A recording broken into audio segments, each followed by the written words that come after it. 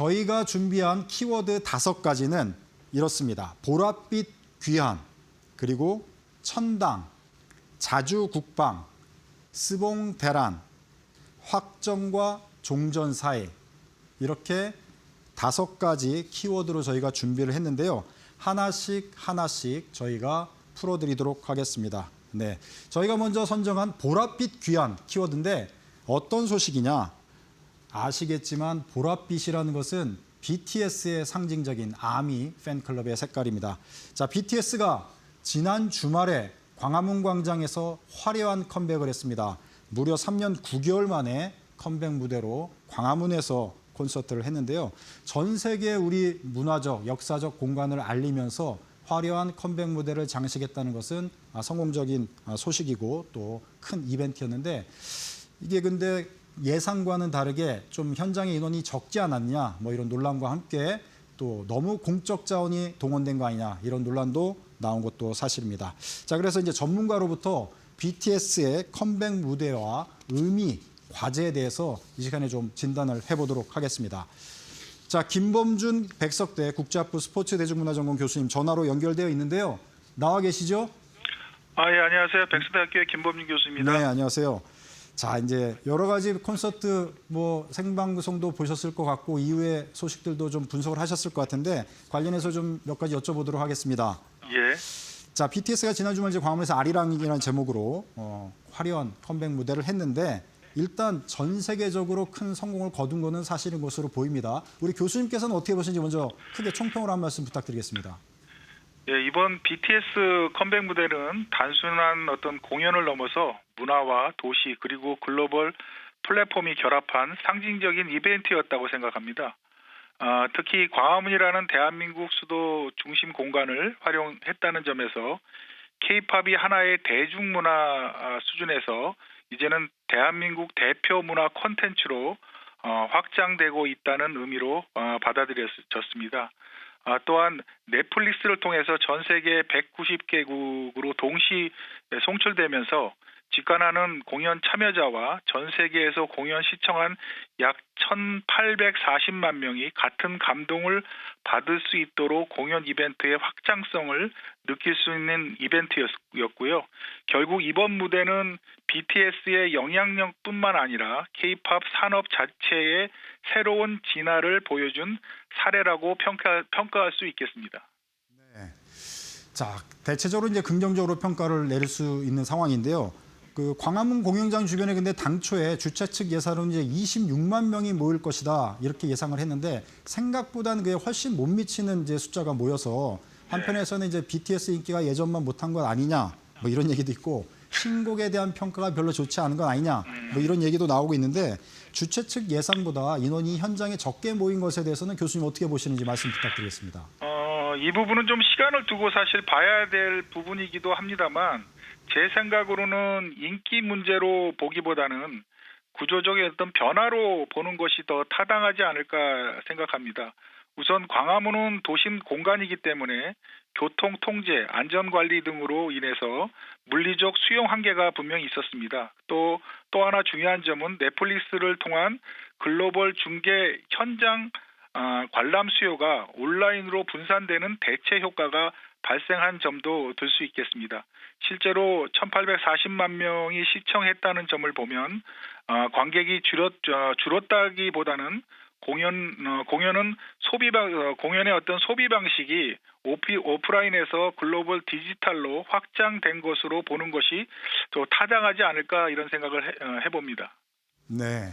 자, 현장에 모인 숫자로만 지금 따질 게 아니라 전 세계 생중계가 되면서 1,800명이 넘는 사람이 동시에 봤다는 거, 그 점을 이제 강조해 주셨는데, 자, 광화문에서 이제 상징적인 콘서트는 상당히 좋은 평가가 나오고 있습니다. 다만 이제 민간 그룹의 공연을 이렇게 정부와 지자체에서 적극적으로 공적 자원을 활용해서 지원해 주는 것이 맞는지 또 그런 말들이 또 나오고는 있는데 이런 비판들에 대해서는 또 교수님은 어떻게 보시는지 전체적으로 좀 평가를 좀 해주시면 도움이 될 것 같습니다. 네, 그렇습니다. 이 문제는 충분히 제기될 수 있는 부분입니다. 이번 공연은 대규모 군중이 모이는 행사이기 때문에 시민과 외국인들의 안전과 교통관리 측면에서 공공의 역할은 반드시 필요했습니다. 다만 문제는 민간 행사임에도 불구하고 공공 인력과 자원이 상당 부분 투입되면서 언론과 시민들께서 공공 부담이 과도했다는 것 아니냐는 점을 지적을 받았습니다. 저는 이건 단순 찬반 문제가 아니라고 생각합니다. 다만 앞으로 이번 계기를 통해서 민간과 공공 간의 어떤 역할 분담 기준을 어떻게 설정할 것인가라는 문제에 대해서 서로의 어떤 지혜를 모을 필요가 있다고 봅니다. 책임의 범위, 그리고 비용의 분담, 그다음에 지원 기준을 더욱 좀 명확하게 할 필요가 있지 않겠나 이런 생각을 했습니다. 자, 이제 교수님 말씀해 주신 대로 이제 BTS와 같은 정말 전 세계적으로 인기를 얻고 있는 국내 그룹 같은 경우는 앞으로 이와 같은 형태의 공연을 앞으로도 기획을 해볼 수 있을 것 같은데요. 이렇게 되면 이제 이번 일을 계기로 해서 여러 가지 좀 기준 마련이 필요해 보이기도 합니다. 그래서 앞으로 이제 공적 자원 또 이제 공적 여러 가지 인원들을 지원으로 투입을 할 경우에 어떤 방식으로 하는 것이 좋다고 보시는지 교수님의 좀 또 조언이나 아이디어 또 부탁드리겠습니다. 저는 대규모 행사에 공적 자원을 활용하는 것은 필요하다고 봅니다. 이번 BTS 컴백 공연은 단순 민간 이벤트가 아니라 도시 브랜드와 관광 또 경제에 영향을 주는 준공공적 성격의 메가 이벤트라고 좀 생각을 했습니다. 다만 중요한 것은 지연 여부가 아니라 지연 기준이라고 생각합니다. 예를 들어서 안전은 공공이 담당하고 수익과 운영에 필요한 비용은 민간이 책임지는 균형의 구조가 필요합니다. 그래서 앞으로 공공, 민간 협력 모델이 만들어져야 한다고 생각합니다. 네. 자, 이제 국내에서 공연을 마치고 BTS는 미국에 가서 월드 투어에 지금 들어간 상황인데요. 굉장히 미국에서 지금 반응이 좋은 것 같아서 굉장히 앞으로도 호평을 받지 않을까 이렇게 전망을 해볼 수 있을 것 같습니다. 자, 해외 반응 현재 뜨거운 상황인데 교수님께서는 앞으로 BTS의 성과 어떻게 전망하시나요? 이번 월드 투어는 상당한 어떤 성과가 좀 기대가 됩니다. 23개국 총 82회 공연이 계획되어 있는 걸로 알고 있는데요. BTS 월드 투어 효과를 벌써 외신이나 아니면 국내 여러 어떤 경제 전문가들이 올해 하이브 매출을 4조 2천억 원, 영업이익을 5,339억 원, 전년 대비해서 거의 10배 이상 급증할 것으로 좀 예상하고 있고요. 또 예상되는 성과로는 공연의 어떤 공연 수익의 확대 그리고 K 콘텐츠 확산이 기대됩니다. 그리고 마지막으로는 대한민국 국가 브랜드가 높아지는 효과가 기대됩니다. BTS 그룹 활동으로 연간 국내 경제 효과가 8조 원에 달할 것이라는 어떤 예상 분석이 나오고 있습니다. 다만 한 가지 좀 제 개인적으로 좀 변수라고 생각하는 거는 이번 콘서트를 통해서 시차 때문에 사실 북미와 유럽 시장의 어떤 시장성을 정확하게 좀 확인하지는 좀 못했다고 좀 생각합니다. 그래서 이번 월드 투어를 통해서 북미 시장과 유럽 시장 같은 글로벌 핵심 시장에서의 대중 확장성이 확보된다면 이번에 월드 투어는 단순히 성공을 넘어서 K-팝 산업 전체의 성장 단계를 업그레이드 시킬 수 있는 전환점이 될 것이라고 전망해 볼 수 있겠습니다. 네. 자, 이제 BTS가 올해 월드 투어 멋진 스타트를 끊었다고 볼 수 있는데요. 다른 그룹들도 이제 시작을 할 테고 여러 가지 이제 K-팝 발전과 한국 대중문화 세계화를 위해서 여러 가지 또 이벤트를 벌여야 될 텐데 교수님께서 아이디어나 조언이 있으시면 끝으로 한 말씀 부탁드리겠습니다. 네, 저는 K-팝의 단순한 콘텐츠 경쟁력을 넘어서 산업 구조와 전략의 어떤 고도화가 필요한 시점이 아닌가 생각합니다. 그래서 제 개인적으로 한 4가지로 좀 정리를 좀 해봤습니다. 그래서 첫 번째로는 글로벌 미디어 플랫폼 전략이 좀 강화가 돼야 되겠다. 그래서 장기적으로는 한국의 경쟁력 있는 콘텐츠가 안정적으로 전 세계에 송출할 수 있는 한국 경쟁력 있는 미디어 플랫폼을 좀 갖추도록 정부 차원이나 에서 좀 지원을 좀 해줄 필요가 있다고 생각합니다. 그리고 두 번째로는 K-팝 공연을 지역 관광, 숙박, 문화체험과 연결하는 체류형 문화관광 모델로 계속 발전시켜 나갈 필요가 있습니다. 그리고 세 번째로는 팬덤 기반 경제의 어떤 체계화인데요. 팬덤은 이제 단순히 소비자가 아니라 지속할 수 있는 팬덤 생태계를 구축하는 것이 무엇보다 중요하다고 생각합니다. 또 마지막으로 네 번째는 공공 민간 협력 모델을 정립하는 겁니다. 그래서 정부 혹은 지방 정부는 인프라와 제도 지원을 좀 담당하고 민간은 콘텐츠 경쟁력을 강화하는 역할을 좀 분담이 좀 필요합니다. 그래서 앞으로는 K-팝은 단순히 음악 산업을 넘어서 문화, 관광, 기술이 결합한 글로벌 산업 플랫폼으로 발전해야 한다고 생각합니다. 네. 수고하셨습니다. 여기까지 듣도록 하겠습니다. 네, 지금까지 김범준 백석대 국제학부 스포츠 대중문화전공 교수님과 함께 BTS 컴백 무대 의미와 향후 과제에 대해서 자세히 진단해 드렸습니다. 자, 이렇게 첫 번째 소식은 마무리 짓도록 하고요. 두 번째 저희가 키워드로 잡은 것은 천당입니다. 천당. 어떤 천당을 얘기하는지 큰 화면으로 보시겠습니다. 네, 나왔는데요. 국내 증시 소식입니다.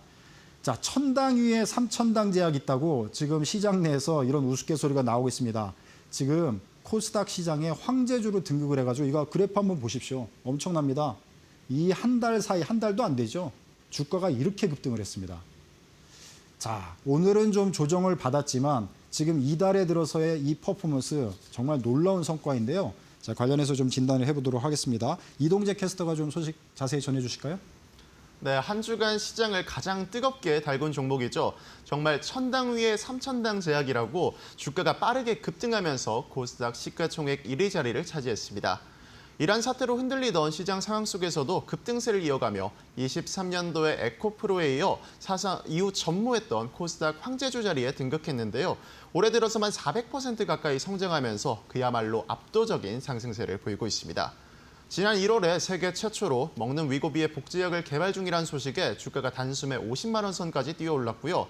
지난주 경구용 인슐린의 임상 기대감으로 주가가 폭등하면서 이번 주 100만 원 선을 뛰어넘게 됐습니다. 먹는 인슐린이 임상에 성공한다면 세계 최초일 뿐만 아니라 당뇨 환자들이 주사를 맞지 않고 약을 통해서 혈당을 조절할 수 있기 때문에 그야말로 글로벌 인슐린 시장을 뒤엎을 수 있는 게임 체인저가 될 수 있다는 전망인데요. 다만 우려의 목소리 또한 존재하고 있습니다. 아직 임상 결과가 나올 때까지는 시간이 많이 남아 있고요. 경구용 인슐린 개발은 글로벌 제약사들도 과거에 실패한 경험들이 많기 때문에 여전히 걱정도 이어지고 있습니다. 거기다가 삼천당 제약의 지난해 매출은 2,318억 원이고 영업이익은 85억 원에 그쳤기 때문에 주가를 밀어올릴 기대감이 계속 이어질 수 있을지 그 걱정 어린 시선도 함께하고 있습니다. 그럼 오늘 시장에서 삼천당 제약은 어떻게 마감했는지 함께 살펴보시죠. 오늘 같은 경우는 4.06% 내리면서 111만 1,000원에 장을 마친 삼천당 제약입니다.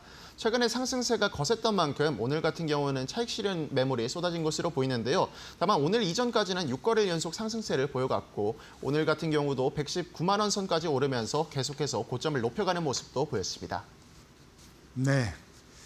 자, 주식시장 소식 중에 코스닥, 지금 황제주로 등극한 삼천당 제약의 내용 살펴드렸습니다. 자, 이렇게 두 번째 소식은 마무리하고요. 세 번째는 저희가 자주국방이라는 키워드를 잡아봤는데요. 어떤 소식인지 화면으로 보시겠습니다. 네, KF-21 개발 추진서인데 지금 뭐 비행기 개발이 돼가지고 엄청난 지금 인기를 끌고 있습니다. 지금 방산주 관련해서 계속 인기를 받고 있는데 시장 내에서 4대 강국, 지금 저희가 이 방산 분야의 5대 강국이라고 얘기를 하고 있는데 이 새로운 전투기 개발을 통해서 4대 강국의 도약의 발판을 마련했다. 이런 평가가 나오고 있습니다. 자, 관련해서 이주연 캐스터가 좀 자세히 전해 주실까요? 네, 한국형 초음속 전투기죠. KF-21 보라매가 지난 25일 출고가 됐습니다. 이로써 대한민국은 또 미국과 러시아, 유럽에 이어서 세계 8번째 초음속 전투기를 개발한 국가로 떠올랐는데요. 지난 2001년이죠. 김대중 전 대통령이 국산 전투기 개발 비전을 밝힌 지 25년 만의 성과입니다. 개발 과정 역시 의미가 크다고 볼 수가 있겠는데요. KF-21은 설계부터 제작까지 전 과정을 국내 기술로 주도했습니다. 6대 시제기를 통해서 900회 이상의 지상시험과 또 1,600회가 넘는 비행시험을 거쳐서 성능을 입증했습니다. KF-21은 4.5세대 전투기로서 향후 유무인 복합 전투기 플랫폼으로 확장성도 강점으로 꼽히고 있는 상황입니다. 이날 출고식에 참석한 이재명 대통령은 대한민국이 전투기 독자 설계와 또 생산 능력을 확보한 항공 강국으로 도약했습니다. 도약했음을 강조했고요. 또 연구개발 투자 확대와 KF-21을 고성능 미래 전투 플랫폼으로 발전시키겠다는 의지 또한 밝혔습니다. 양산 1호기는 공군의 성능 확인을 거쳐서 9월쯤 실전 배치될 전망인데요. 해외 시장의 관심도 커지고 있습니다. 인도네시아와는 16대 규모의 첫 수출 계약이 임박한 데다가 사우디아라비아와 아랍에미리트 등과도 현재 도입을 검토 중에 있습니다. 또 수입에 의존하고 있는 탑재 미사일도 나중에 국산화에 성공할 경우 글로벌 시장에서 수출 경쟁력도 더욱더 높아질 걸로 전망되고 있습니다. 그럼 이어서 오늘장 관련주들 흐름도 살펴보도록 하겠습니다. 오늘 시장이 빠지면서 대부분의 종목들 하락세를 나타내고 있는데요. 하지만 장 막판으로 갈수록 그래도 낙폭은 어느 정도 줄여낸 걸로 확인이 되고 있습니다. KF-21을 양산한 한국항공우주 같은 경우 오늘 장에서는 약보합으로 거래를 마쳤는데요. 이 하나증권에 따르면 또 양산 물량 확대에 따라서 관련 매출 비중이 2028년까지 30% 수준까지 증가할 걸로 분석을 하고 있는 만큼 향후 실적과 또 주가 추이도 지켜보시면 좋을 것 같습니다. 네. 자, 대단합니다. 한국이 지금 뭐 K9 자주포, 그다음에 요격 미사일 천공2, 거기에 이번에 KF-21 전투기, 차세대 전투기까지 대단합니다. 자, 한국의 방산 산업이 4대 강국으로 정말 도약을 해서 더욱더 발전하기를 기대해 보고요. 역시 이것이 우리 주식시장에도 긍정적으로 작용을 하기 때문에 계속 기대감을 갖고 지켜보도록 하겠습니다. 자, 네 번째 소식으로 넘어가도록 하겠습니다. 저희가 네 번째는 스봉대란이라는 좀 낯선 키워드를 잡아봤는데요. 어떤 소식인지 화면으로 보시겠습니다. 네, 나왔는데요. 지금 중동 전쟁이 지금 뭐 어디로 갈지 정말 갈피를 못 잡고 있는 그런 상황인데, 이러다 보니까 국제 유가뿐만 아니라 지금 나프타 가격까지 영향을 주고 있습니다. 우리나라뿐만 아니라 다른 나라들도 이 상황에 영향을 크게 받고 있는데요. 이 스봉대란, 스봉이 이제 뭐 쓰레기 봉투라고 얘기를 하는 것 같은데, 자, 우리나라 말로 하면은 뭐 비닐 대란이라고 볼 수도 있고, 하여튼 복잡한 지금 상황입니다. 여러 가지 상품들이 지금 가격이 급등의 우려가 있는 그런 상황에서 걱정이 큰데, 이동재 캐스터가 좀 자세히 진단해 주실까요?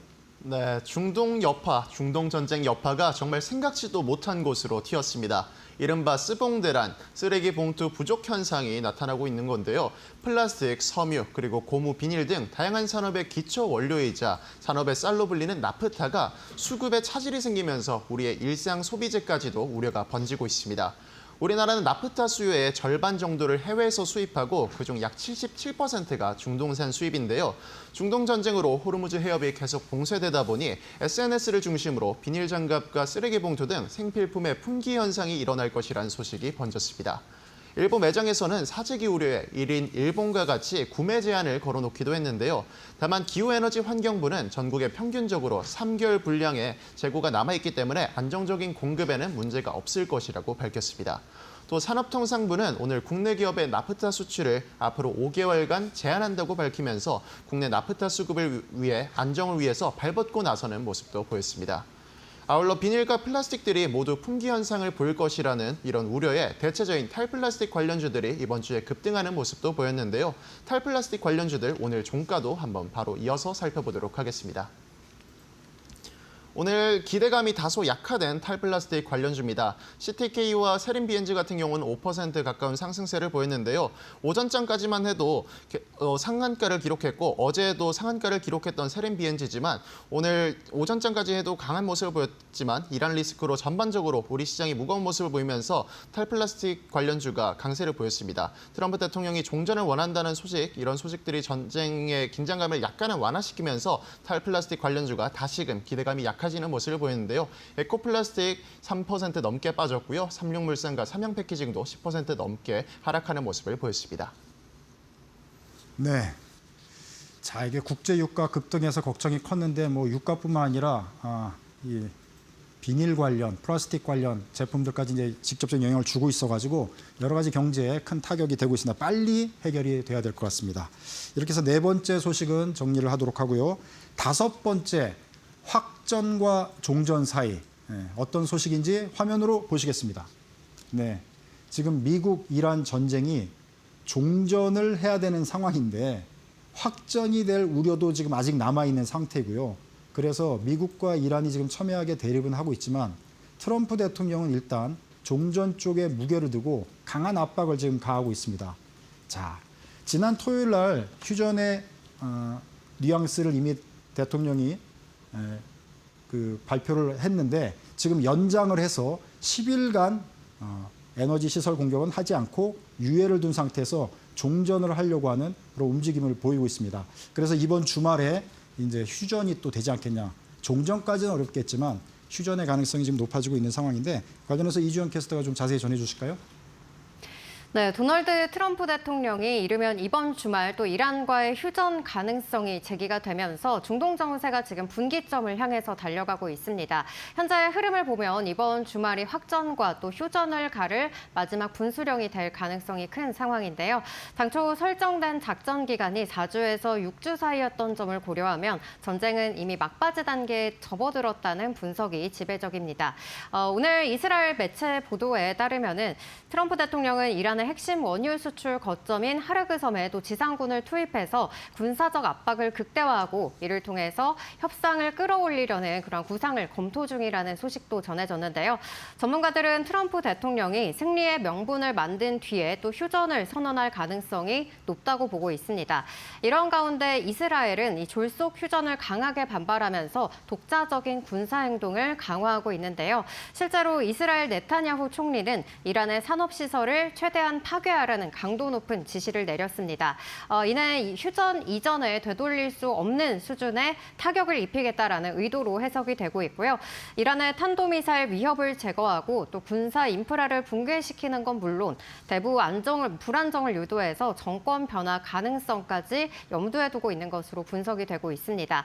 이스라엘 입장에서는 이 미국과 이란 협상이 세부 합의가 아닌 기본 틀 수준에서 마무리될 가능성이 제기되면서 기대했던 수준의 성과 없이 전쟁이 끝날 수 있다라는 점이 큰 리스크로 떠오르고 있는 건데요. 이번 주말 또 어떤 선택이 내려지느냐에 따라서 중동 정세의 향방이 결정될 것으로 보입니다. 네, 우리 이주연 캐스터는 이번 주말에 좀 휴전 분위기가 조성이 될 걸로 보십니까? 어떻게 보시나요, 개인적으로? 일단 트럼프 대통령이 지금 시간 단위로 말을 바꾸고 있기 때문에 어떻게 될 거다라고 단정하기는 좀 어려울 것 같습니다. 하지만 지금 또 나스닥도 조정에 들어갔고 또 국채금리에 트럼프 대통령이 워낙 민감하게 반응을 하고 있잖아요. 네. 이런 점들을 미뤄봤을 때 그래도 좀 마무리에 대한 구체적인 메시지를 내놓진 않을까 생각을 하고 네. 있습니다. 저는 개인적으로 트럼프 대통령 말을 그렇게 신뢰하진 않는데 이번만큼 좀 신뢰를 하고 싶은 그런 네. 간절한 바람을 갖고 있습니다. 자, 그런 상황인데 중동 전쟁 관련해서는 사실 누구도 예측할 수 없는 그런 상황으로 치닫고 있습니다. 그래서 어쨌든 경제 2부에서 이 문제를 좀 자세히 진단하고 다른 국제 전세까지 좀 살펴보는 시간 마련했습니다. 이따가도 계속 살펴봐 주시기 바랍니다.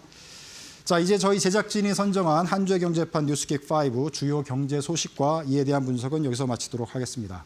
지금까지 어쨌든 경제 1부는 이주연, 이동재 캐스터 그리고 김범준 백석대 국제학부 스포츠 대중문화 전공 교수께서 수고해 주셨습니다. 고맙습니다.